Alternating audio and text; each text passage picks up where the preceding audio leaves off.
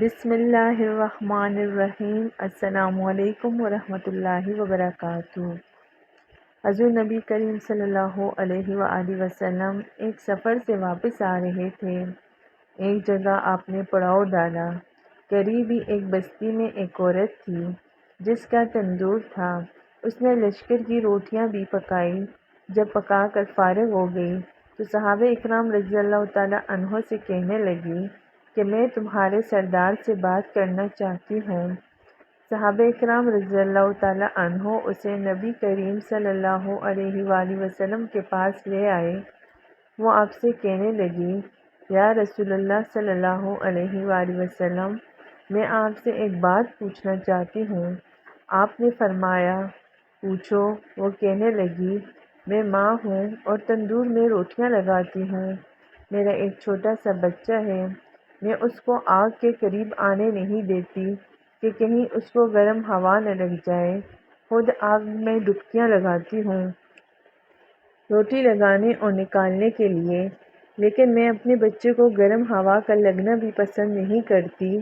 میں نے آپ سے سنا تھا کہ ساری دنیا کی ماؤں کی محبتوں کو جمع کر دیا جائے، اس سے 70 گنا زیادہ اللہ تعالیٰ اپنے بندوں سے محبت کرتا ہے، تو اللہ تعالیٰ بندے کو جہنم میں جانا کیسے پسند فرمائیں گے؟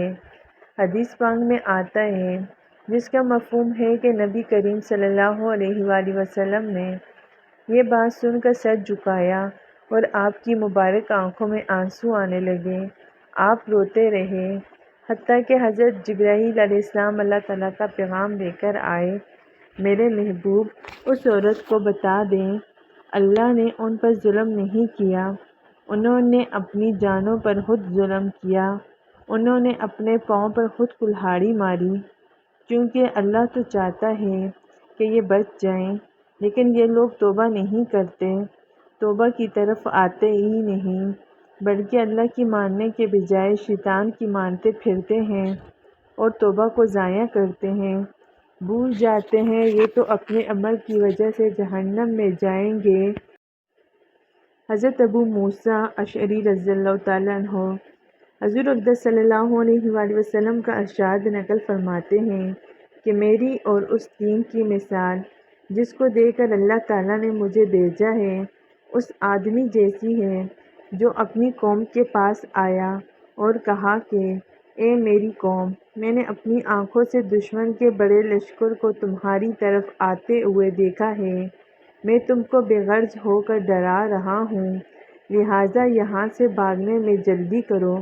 چنانچہ اس کی قوم میں سے کچھ لوگوں نے اس کی بات مان لی اور سر شام چل دیے اور آرام سے چلتے رہے اور وہ بچ گئے، اور اس قوم میں سے کچھ لوگوں نے اسے جھوٹ سمجھا اور وہیں ٹھہرے رہے، تو دشمن کے لشکر نے ان پر صبح صبح حملہ کر کے ہلاک کر دیا اور ان کو بالکل ختم کر دیا۔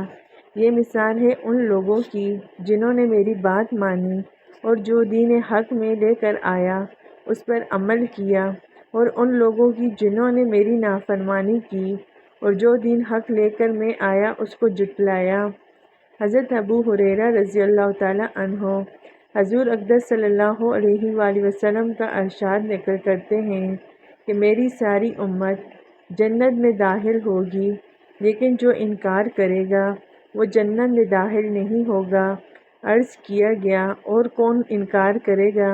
آپ صلی اللہ علیہ وآلہ وسلم نے فرمایا، جس نے میری اطاعت کی وہ جنت میں داخل ہوگا، اور جس نے میری نافرمانی کی اس نے انکار کیا۔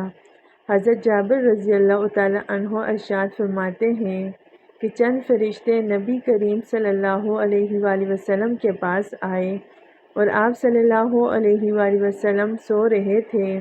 ان فرشتوں نے آپس میں کہا، تمہارے اس ساتھی کے لیے ایک مثال ہے، اس مثال کو بیان کرو۔ بعض فرشتوں نے کہا، یہ سو رہے ہیں، اور بعض فرشتوں نے کہا کہ ان کی آنکھیں سوتی ہیں اور دل بیدار رہتا ہے۔ تو فرشتوں نے کہا کہ ان کی مثال اس آدمی جیسی ہے کہ جس نے ایک گھر بنایا اور اس گھر میں کھانے کی دعوت کا انتظام کیا اور ایک بلانے والے کو بھیجا، تو جس نے اس بلانے والے کی بات نہ مانی نہ وہ گھر میں داخل ہوا اور نہ اس دعوت میں سے کھایا۔ پھر فرشتوں نے کہا، اس مثال کو ان کے سامنے بیان کرو۔ اس پر بعض فرشتوں نے کہا، یہ تو سو رہے ہیں، اور بعض نے کہا، ان کی آنکھیں سوتی ہیں اور دل بیدار رہتا ہے۔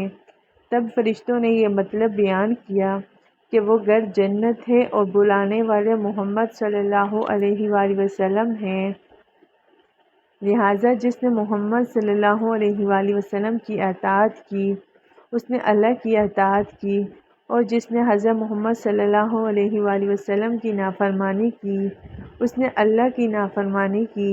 اور محمد صلی اللہ علیہ وآلہ وسلم کی وجہ سے لوگوں کی دو قسمیں ہوگی، جس نے آپ کی بات مانی اس نے اللہ کی مانی اور جنت میں جائے گا، اور جس نے آپ کی نہ مانی اس نے اللہ کی نہ مانی اور وہ جنت میں نہ جائے گا۔